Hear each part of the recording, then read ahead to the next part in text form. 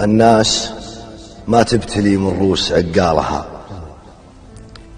دايم بلاويها من روس جهالها.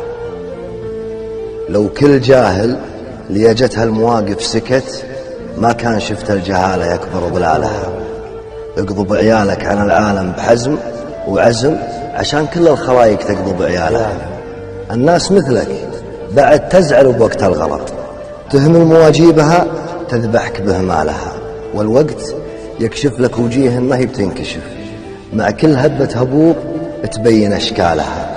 والناس ما تنوزن بالمال يا مسندي، أكبر غلط لو وزنت الناس بأموالها. مجالس 5 ب5 ولا لك محل، 24 ساعة تطبخ دلالها. ومجالس كبرها كبراه ما تنذهل، حتى بساس الحواري ما تعنى لها.